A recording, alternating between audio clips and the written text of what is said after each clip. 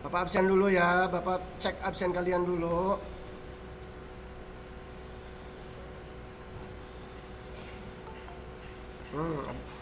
Patir baru masuk nih. Oke.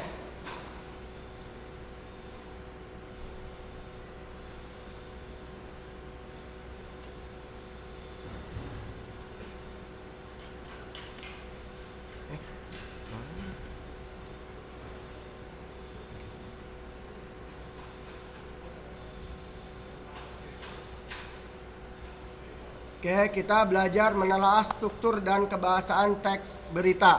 Belajar menelaah struktur dan kebahasaan teks berita. Teks berita kemarin kita sudah belajar ya, apa itu teks berita? Ya. Apa sih berita itu ya? Berita itu kan teks berita sih. Oh iya. Benar, teks berita ya. Aduh, takut salah materi Bapak. Maaf. Tuh kan teks deskripsi ya. Ini kelas. Maaf. Tuh kan salah. Aduh, salah euy. Bentar. Kok bisa salah ya?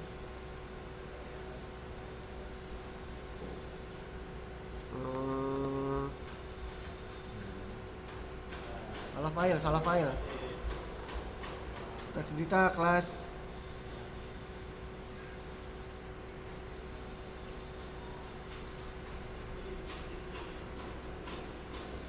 salah ini.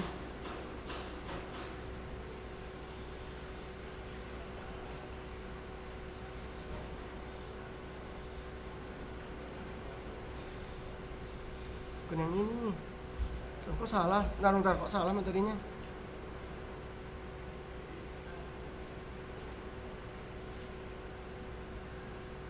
Salah. Maaf, aduh. Kenapa bisa salah ya?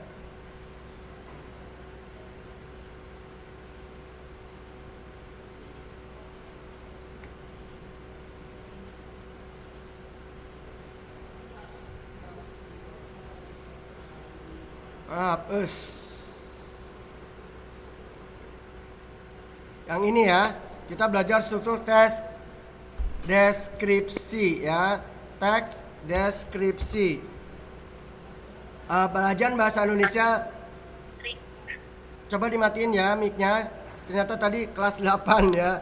Ini kalian kelas 7, yaitu kalian sudah belajar teks deskripsi, yaitu teks yang memaparkan dengan menggambarkan dengan jelas dan rinci suatu objek ya, agar pembaca bisa merasakan ya dengan berbagai panca indera ya, tergantung dari teksnya. Bisa dengan seolah-olah dia melihat, seolah-olah dia merasakan dengan perasaannya, seolah-olah dia menyentuhnya, kayak gitu. Itu teks deskripsi ya.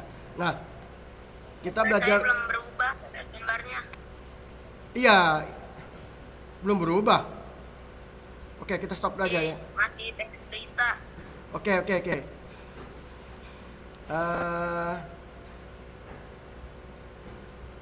Bapak keluarin dulu deh ininya. Ada yang baru masuk nih. Sinyal antum jelek Pak. Ntar salah ini Pak.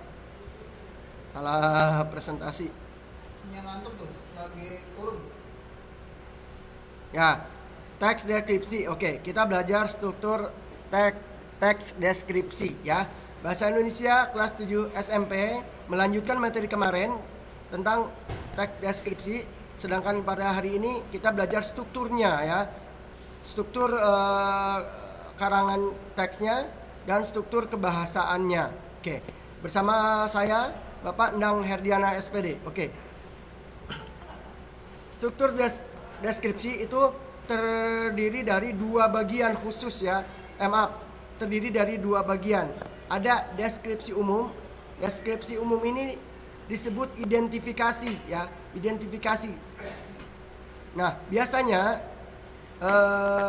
deskripsi itu terdiri dari dua, yaitu deskripsi umum atau disebut identifikasi, dan deskripsi bagian atau deskripsi khusus ya.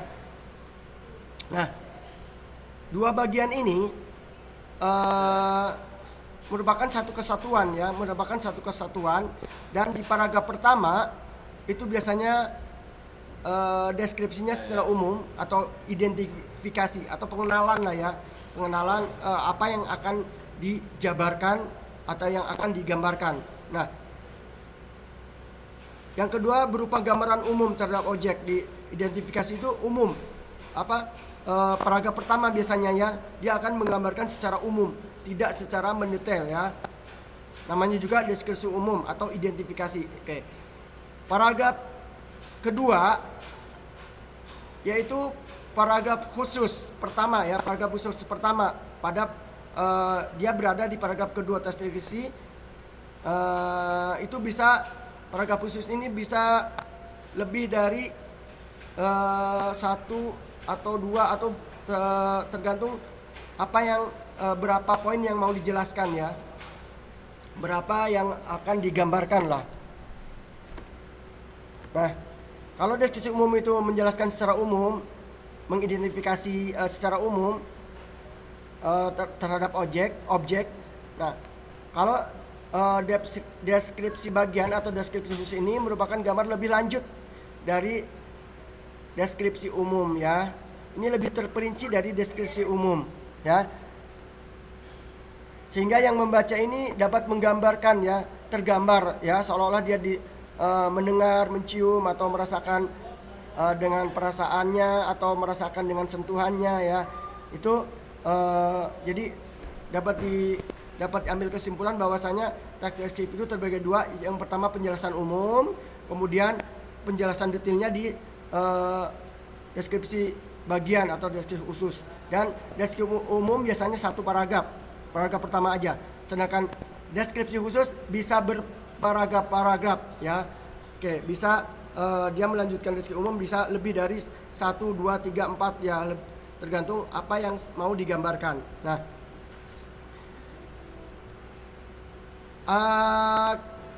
kaidah kebahasaan ya, kaidah kebahasaan. Kita masuk ke tadi struktur udah, kaidah kebahasaan. Bisa dilihat putus-putus ya, ini sinyalnya down ya. Nanti Bapak kasih rekamannya, ini ikutin aja. Kaidah kebahasaan ada di halaman 15 di buku kalian ya. Di halaman 15 di buku kalian. Nah, kaidah kebahasaan ini mengacu kepada pedoman umum ejaan bahasa Indonesia ya, berdasarkan Peraturan Menteri Kebudayaan dan Pendidikan nomor 50 tahun 2015. Nah, peraturan ini, kaidah kebahasaan ini masih ditandatangani oleh Menteri Pendidikan yang lalu, bukan yang sekarang ya. Anies Baswedan kalau nggak salah. Masih diiniin dengan oleh Anies Baswedan. Oke, Bapak cari ini filenya dulu ya. Tadi Bapak lupa bahwa Bapak tuh ngajar di kelas.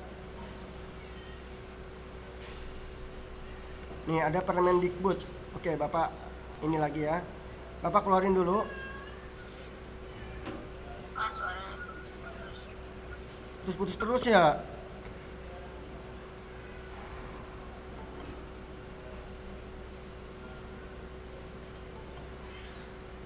Pada masuk ya, baru pada masuk semua, alhamdulillah nih ya. Apa pada putus-putus. Pada putus-putus nih. Pak, habis Pak, dapat 3. Oke, kita stop sharing, kita menuju. Aduh, kok baru pada masuk nih. Kita masuk lagi ke jendela. Oke. Maaf agak lama karena kalau belum masuk semua itu jadi Bapak sibuk dengan memasukkan ini ya, yang baru masuk. Nah, ini peraturan pemerintah mengenai kaidah kebahasaan dalam teks deskripsi ya. Tadi peraturan nomornya telah Bapak sebutin. Di situ ada Pak Ilham ada di ejaan ya. Ejaan, coba baca di sini ejaan. Nih. Nah, Nah, di Thailand di masjid, Bu. Ini kan masjid. Thailand kemana? Ya, lagi. ya, ejaan itu pertama adalah huruf kapital ya. Huruf kapital. Nah, huruf kapital itu huruf besar ya. Bagaimana penggunaan huruf besar dalam sebuah karangan? Yang pertama, dia kalau di awal kalimat itu memakai huruf besar. Nih, seperti apa ya. Apa maksudnya? Nah, A-nya ini besar. Apa? Dia membaca buku, D-nya besar. Nah, kemudian ini contohnya ada berapa ini ya. Kemudian ada, aduh, kok jadi cepet banget ininya ya.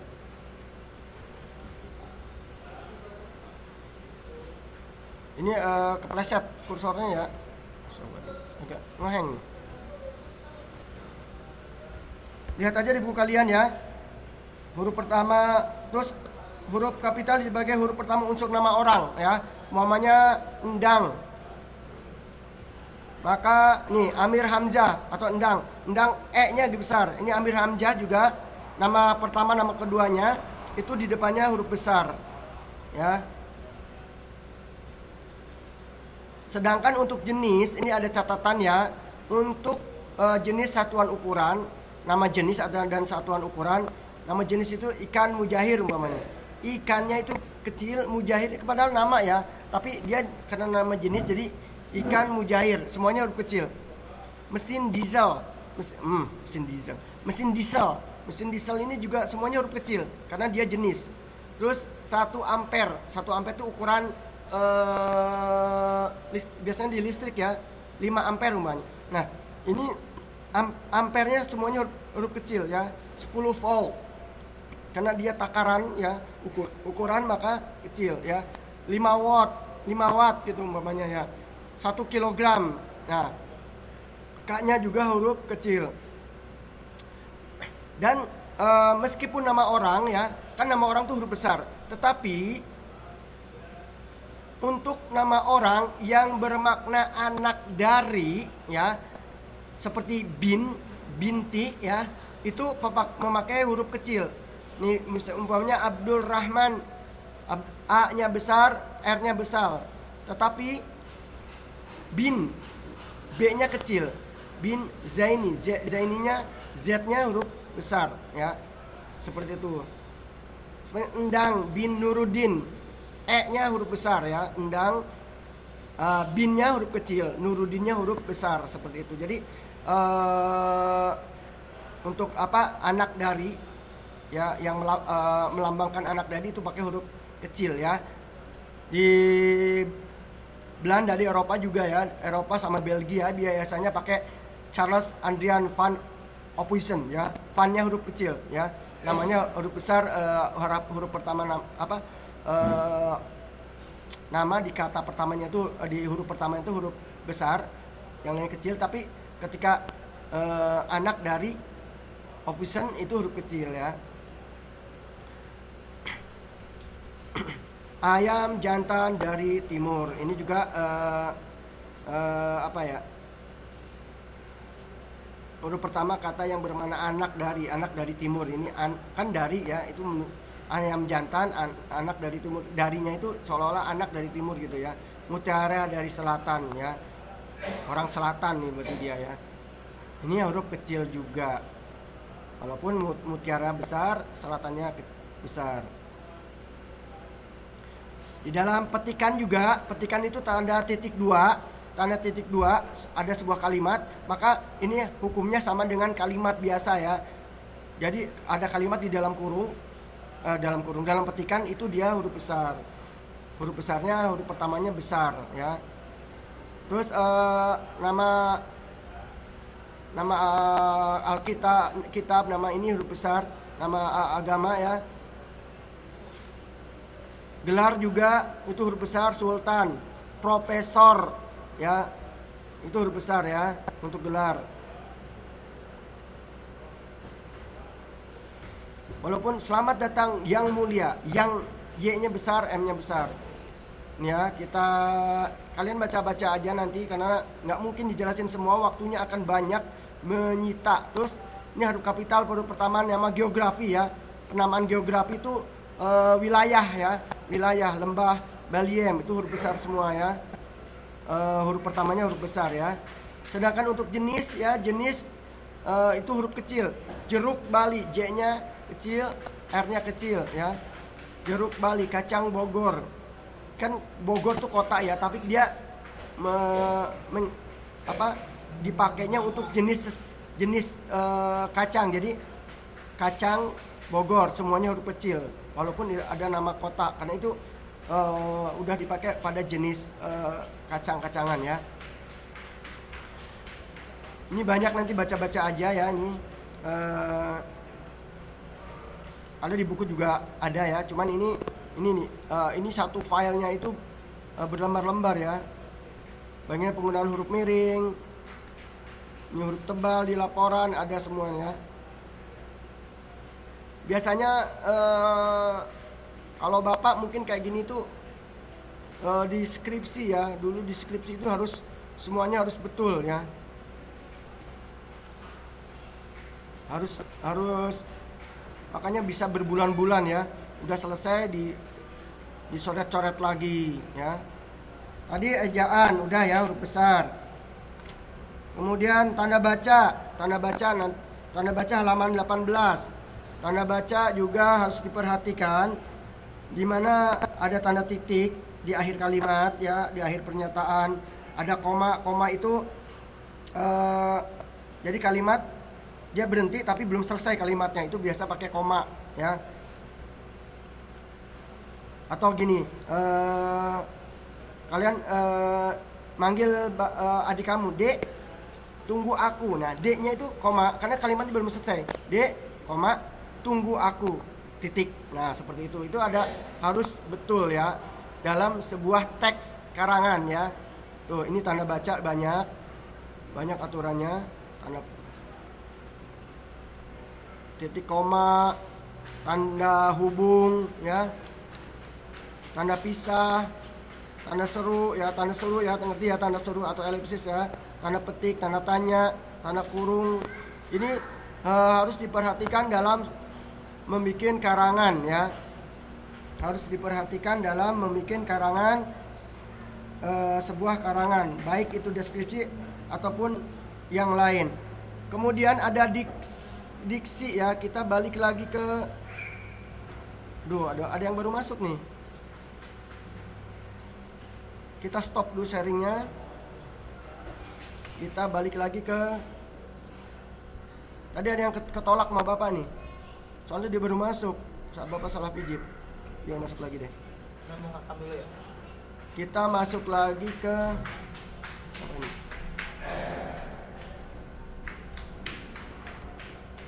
Nah, tadi udah kaidah kebahasaan ya. Kaidah kebahasaan tadi berupa huruf kapital, tanda baca, huruf kapital. Maaf. Kaidah kebahasaan itu tadi yang diawalinya adalah kaidah ejaan ya. Terutama huruf kapital ya. Kemudian tanda baca itu titik, koma, tanda tanya, tanda seru, tanda kurung gitu ya. Terus itu aturannya harus sesuai dengan aturan bahasa Indonesia. Kemudian ada diksi, pilihan kata atau diksi ya. Nah, diksi atau pilihan kata ini yaitu menggunakan kata yang tepat dan selaras ya, hingga dapat memberi kesan sesuai dengan harapan ya. Kalian sering dengar diksi itu yaitu kita memilih kata yang tepat ya. Mungkin ini tergantung pada banyaknya pengetahuan kamu dalam bahasa ya. Semakin banyak kamu membaca, semakin banyak kamu buka-buka kamus, akan semakin banyak diksi yang kamu miliki ya, pilihan kata yang kamu miliki. Umpamanya seperti ini nih. Di buku kamu halaman 24 ya. Para siswa baru melihat pertandingan antar kelas dengan penuh semangat. Nah, yang kira-kira yang perlu dirubah ya, halus dengan kata yang tepat itu yaitu melihat pertandingan, biar enak didengarnya, biar nyampe penyampaiannya, maka dirubah menjadi para siswa baru menyaksikan ya pertandingan antar kelas dengan penuh semangat. Nah, itu diksi, memilih kata ya. Jadi kamu sekarang kelas 1 SMP udah pintar nih. Oh ya, diksi, memilih kata ya. Memilih kata yang tepat gitu ya. Mungkin artinya sama tetapi lebih tepat seperti ini gitu katanya. Kayak ini, terus Tanti menyampaikan kabar duka itu sambil menangis. Ya, itu biasa ya, kata menangis, tahu kan, menangis, dia mengeluarkan air mata ya. Nah, ini ganti lagi. Kita ganti dengan kata yang lebih tekstual ya, lebih enak didengarnya ya. Terus Tanti menyampaikan kabar duka itu sambil berlinangan air mata. Ya. Itu lebih indah daripada kata menangis gitu kan. Sudah ditegur berkali-kali, anak itu tidak pernah berubah. Berubah maksudnya berubah apa gitu ya. Nah, kita pilih dengan kita ganti berubahnya dengan jera. Sudah ditegur berkali-kali, anak itu tidak pernah jera. Nah, ini kalimat untuk kata ini ternyata jera lebih enak didengar daripada berubah ya. Lebih nyampe pesannya tuh pada pakai. Iya, udah masuk semua ya. Belum nih, satu lagi berarti nih.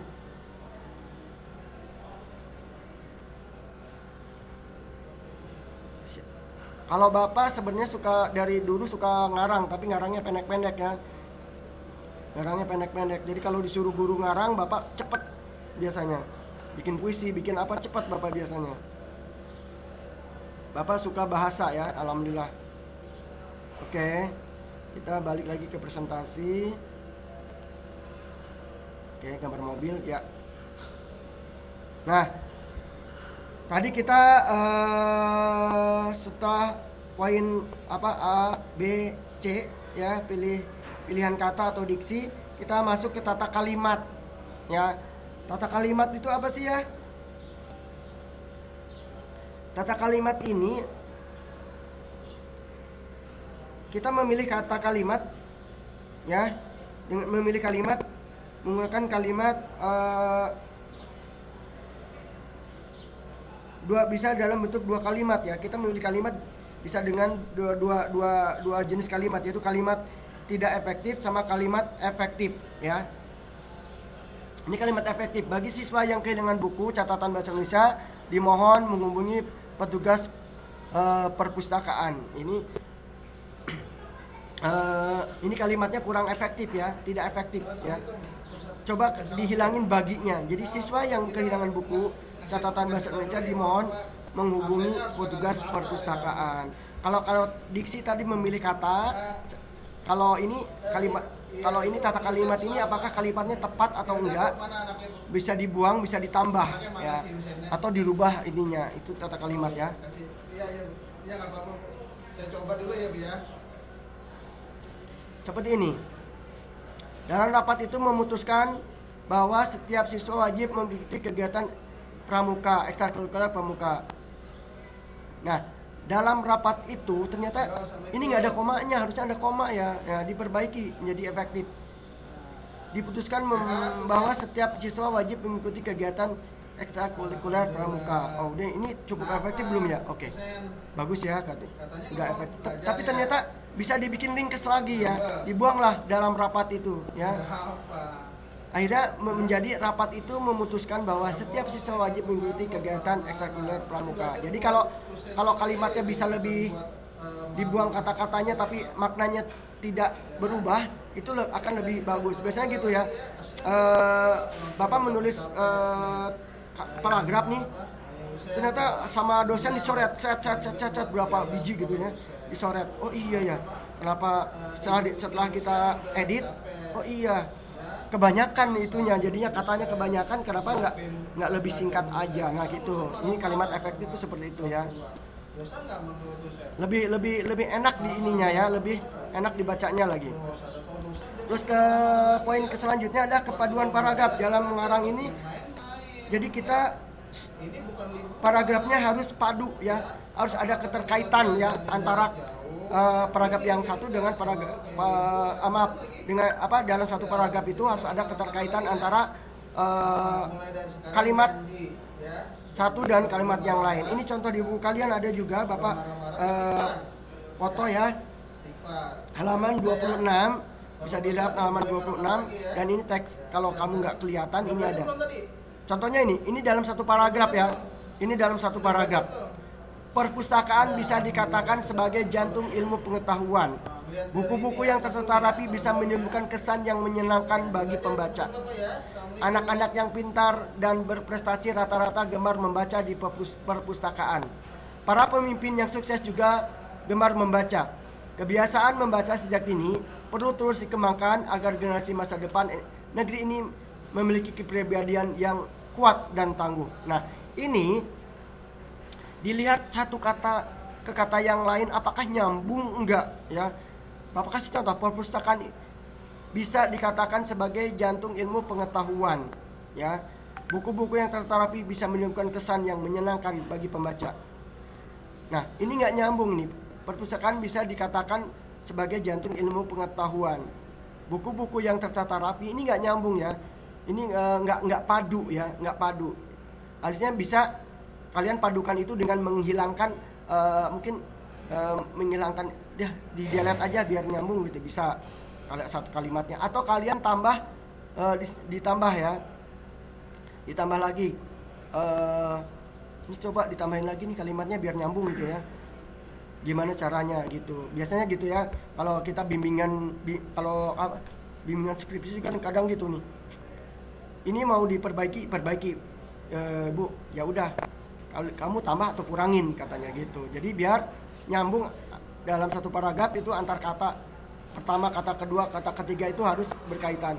Kalau ini sangat berkaitan nih, yang kalimat ketiga ya, kalimat ketiga, anak-anak yang pintar dan berprestasi rata-rata gemar membaca di perpustakaan. Para pemimpin yang sukses juga gemar membaca. Ini nyambung. Kebiasaan membaca sejak dini perlu diperkembangkan agar generasi masa depan negeri ini memiliki kepribadian yang kuat dan tangguh. Tetapi 1 dan 2 ini nggak nyambung ya, 1 dan 2 nggak nyambung. Harus ada perubahan di sini ya, harus ada perubahan.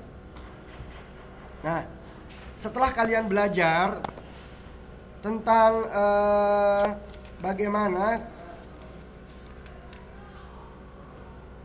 kaidah kebahasaan karangan, yaitu ejaannya benar atau enggak ya. Pertama ejaan dulu dicek, terus tanda baca dicek benar atau enggak ya, dibaca-baca. Terus ada lagi pilihan katanya tepat atau tidak ya. Bukan paragraf ya, kata ya. Kamu mencari kata-katanya tepat atau enggak ya. Ini kalau semakin banyak pengetahuan kamu, bahasa kamu, maka akan banyak pilihan kata yang timbul ya. Banyak pilihan kata ya. Tadi pilihan kata itu disebut diksi ya. Pilihan kata itu disebut diksi. Umpamanya untuk makna di buku kamu itu contohnya mati bisa diganti dengan meninggal ya, telah meninggal, atau wafat, nah, atau gugur, bahkan bisa mampus atau tewas, tergantung konteks kalimat ya. Ya, telah wafat Bapak Haji kan enak ya, telah wafat. Kalau yang gugur sama artinya mati juga ya, artinya mati juga. Umpamanya pahlawan yang gugur di medan perang dikebumikan di makam pahlawan. Nah, gugur ini meninggal pada saat perang ya. Kalau wafat biasanya kita menghormati seorang yang kita hormati, biasanya dengan kata wafat ya. Kalau mati itu mungkin untuk hewan kayak gitu ya. Ini cocoknya untuk hewan. Kutu itu kutu. Aduh. Ayam itu mati tertabrak motor. Nah, itu mati cocok untuk hewan kayak gitu ya. Coba kalau ada dua contoh kalimat nih ya. Pertama, ayam yang ditabrak motor mati, sama orang mati juga ketabrak motor ya. Pates yang mana gitu kan. Hewan ayam itu mati ditabrak motor, ketabrak motor umpamanya. Nah, orang itu mati ditabrak motor, maka nggak cocok. Atau orang itu mampus, nggak bisa ya. Mampus itu untuk penjahat kayak gitu. Itu untuk umpatan bahasa yang yang menurut Bapak sih kasar ya. Makanya dipilihlah umpamanya tewas karena dia kecelakaan kan, tewas ya. Dan tewas juga ternyata bisa untuk dimasukkan ke pahlawan itu, tewas membela bangsa. Gugur karena pahlawan gitu ya. Ya ada backsound di belakang ya, maaf. Meninggal. Oke, ada backsound di belakang. Nah, tadi pilihan kata, diksi. Pilihan kata itu diksi. Semakin banyak kalian membaca, semakin banyak kalian mendengar bahasa, semakin kamojang. Nah, itu diksi namanya ya, pilihan kata. Nah, kok tata kalimat nggak ada ya? Hilang. Oh, hilang Pak ini. Ada tata kalimat satu lagi ya. Ya, aduh, hilang nih tata kalimat. Oke, tata kalimat ada. Tata kalimat itu apakah kalimat tadi? Oh ya, kalimatnya efektif atau tidak efektif ya? Dengan mengurangi, ini udah ya. Udah tadi udah. Tata kalimat udah. Kepaduan paragraf, apakah dalam satu paragraf itu nyambung atau enggak ya, itu. Dan juga diperhatikan antara paragraf pertama yang tadi paragraf pertama itu apa namanya, Bapak emang suka ini dulu, kalau mikir suka lama. Nah, deskripsi umum atau identifikasi itu nyambung nggak dengan deskripsi bagian? Itu harus nyambung juga ya, harus nyambung juga. Nah, itu karangan ya. Semakin kalian banyak mengarang, nulis status atau apapun ya, semakin kalian belajar mengolah kata ya. Semakin kalian banyak masukan ya, tanpa kita sadari nanti ternyata kalian udah pintar menggunakan bahasa kalau sering nulis ya, kalau sering nulis, sering membaca ya. Nah, sama juga dengan matematika. Kalau matematika kalian baca di buku paham, tapi ketika ngerjain soal tidak paham karena nggak pernah kalian coret-coretan di kertas atau di papan tulis. Itu sama dengan bahasa juga seperti itu ya. Kalau hafal aja gampang, tapi bisa gampang hilang ya. Nah, sekarang kita belajar bagaimana menyajikan data, gagasan, dan kesan dalam bentuk teks deskripsi ya. Menyajikan data, gagasan, dan kesan dalam bentuk teks deskripsi ya. Kan teks deskripsi itu ya disusun dan dikembangkan berdasarkan data, gagasan, dan kesan dari objek yang diamati ya. Nah, data tadi dikumpulkan. Setelah dikumpulkan diolah dan dikembangkan menjadi teks deskripsi menggunakan bahasa yang menarik ya. Kenapa? Ketika kita menulis kan tujuannya untuk dibaca ya. Ya. Tujuannya untuk membaca, untuk dibaca. Maka perlu menggunakan bahasa yang menarik, jelas, dan mudah dipahami. Itu yang penting. Nah, langkah-langkah menyusun teks deskripsi halaman 28. Pertama, menentukan atau memilih objek ya. Kamu ujung-ujung ngarang nggak mungkin kalau teks deskripsi, harus kemana dulu kamu. Pokoknya mau menceritakan sekolah, itu objeknya berarti sekolah. Kamu teliti, kamu pandangi, kamu jalan dari depan masuk ke dalam, balik lagi ke depan lagi, masuk ke dalam lagi, supaya kamu bisa setelah memilih objek ya gitu ya. Setelah memilih objek kamu teliti ya. Terus menentukan tujuan deskripsi, tujuannya apa ya. Ya. Tujuannya kan memberikan penjelasan, menggambarkan sebuah objek dengan sejelas-jelasnya kepada pembaca ya. Ini penting banget ya. Apa yang kamu jelaskan mungkin dari sekolah kamu itu yang ingin kamu gambarkan apa gitu ya. Atau bentuk atau apanya ya. Penting sekali. Kemudian mengumpulkan data ya. Mengumpulkan data ini dari objek yang ingin kamu teliti ya. dari objek kamu yang ingin kamu teliti. Kamu akan mengamati ya, mengamati dengan melihat, terus kamu datang, biasanya gitu ya. Datanya harus objektif ya, datanya harus objektif ya, nggak ngarang-ngarang. Jadi ketika kamu mendata, kamu siapkan catatan biasanya, catatan ya, jangan sampai lupa. Mendata buat pekarangan itu siapkan catatan. Nah, catatan ini apa yang kamu dapatkan melalui panca indera. Umpamanya kamu ingin menggambarkan penampakan, maka penampakan dari sekolah. Maka tentu yang berperan di sini adalah kamu mencatat apa yang kamu lihat, ya. Kalau yang ini dengan perasaan ya sama, kamu lihat juga, terus kamu membayangkan gitu ya. Itu kalau dengan perasaan. Yang ingin tampilkan adalah perasaannya ya. Ini kita kan catatnya semuanya dicatat ya, semuanya dicatat. Nanti kita tinggal enak kalau sudah ada catatan, kemudian membuat kerangka tulisan ya. Kerangka tulisan ini merupakan garis besar ya, garis praktek yang akan dituangkan dalam sebuah tulisan secara garis besar. Jadi setelah ada data, membuat kerangka tulisan.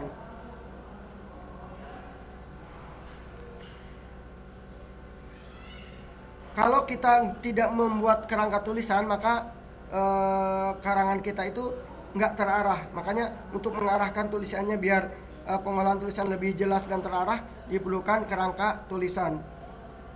Nah, baru kita mengembangkan kerangka tulisan. Mengembangkan kerangka tulisan ini kan jadi alurnya seperti ini.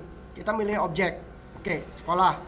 Terus menentukan tujuan deskripsi, apa yang kamu inginkan, penampakan sekolah umpamanya. Oke.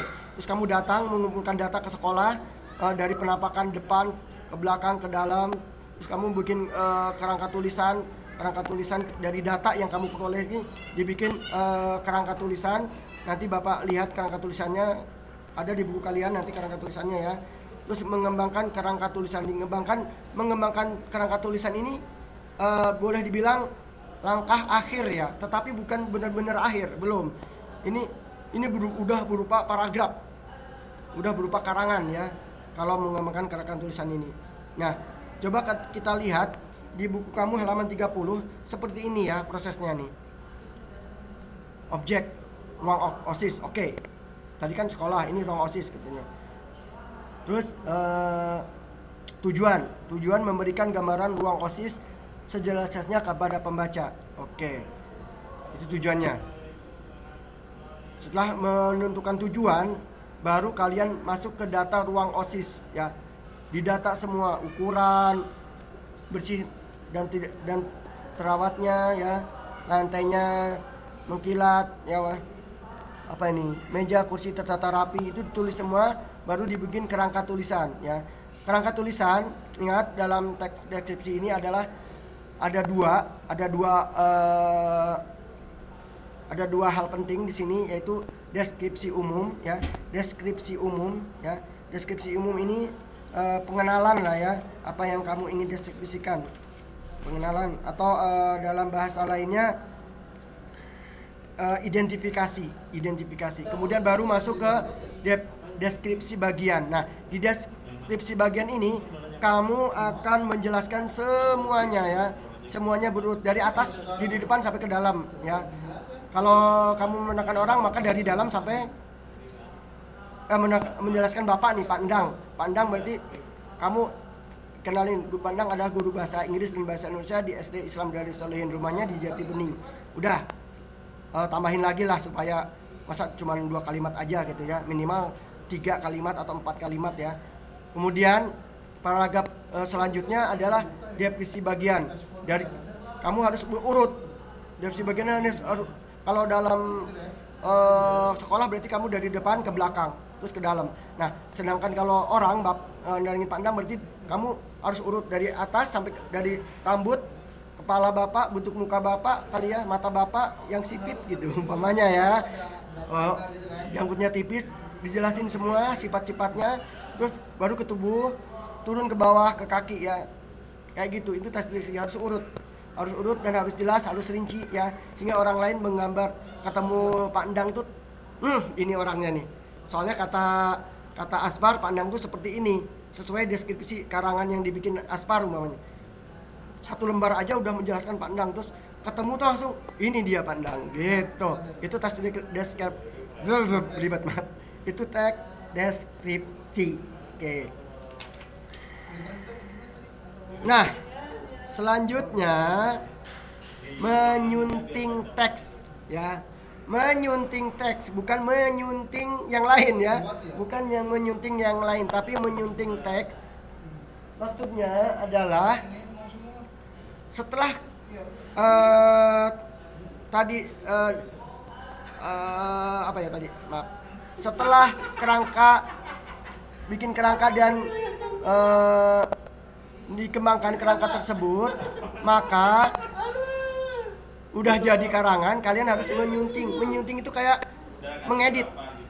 Ini artinya nih, menyunting adalah kegiatan mengedit, mengubah atau merapikan susunan letak atau penggunaan bahasa sebuah naskah tanpa mengubah makna. Jadi udah jadi, tapi ada diteliti lagi ya. Dari mana ditelitinya? Yaitu dari deskripsi umumnya. Ya, deskripsi umum kan paragraf pertama tadi, bener nggak kalimat tanda bacanya segala macamnya. Terus deskripsi bagiannya gimana? Nah, deskripsi bagiannya itu juga ya, nyambung nggak antara deskripsi umum sama deskripsi bagian. Yang perlu dicek apa aja? Ejaan ya, tanda baca, pilihan kata atau diksi, dan tata kalimat ya. Tata kalimat tadi ya, kepaduan paragraf juga harus dilihat. Udah Bapak jelaskan tadi semuanya ya. Nih kadang Bapak juga kalau bikin, maaf ya, kalau zaman sekarang kan status ya. Kalau bikin status biasanya panjang, itu udah jadi, kirim, chat, posting, terus dilihat lagi. Dilihat sekali, ini ada salah edit. Terus besoknya penasaran, dilihat lagi, sampai berkali-kali ya. Sampai berkali-kali hingga menemukan menurut Bapak ini udah bener gitu. Seperti itu. Itu kalau menulis harus ada editing. Koran juga begitu ya. Makanya di dalam koran itu ada namanya editor. Dia mengedit tulisan-tulisan para wartawan. Nah, bagaimana bentuk mengeditnya? Nih, contohnya ruang halaman berapa ini ya? Halaman 32. Iya, sebentar. Ini bisa dilihat ya, bisa dilihat halaman 32 oleh kalian ya. Halaman 32 itu bagaimana mengedit ya. Ada kesalahan, kaidah kebahasaan, perbaikan, terus ada penjelasan. Kamu bisa lihat seperti ini ya, nanti di buku kalian halaman 32. Karena waktunya udah selesai, maka kita akhiri pertemuan ini ya. Insya Allah nanti tugas Bapak kirim siang, Insya Allah, karena udah nggak Sabtu lagi ya. Sekarang tugas dikumpulkan, hari Sabtu, hari Jumat tidak mengerjakan tugas. Tadi tiap hari kalian Insya Allah mengerjakan tugas ya. Stop sharing, oke. Ini hadir semua ya, alhamdulillah, cuman keluar masuk nih kayaknya. Siapa yang nggak masuk?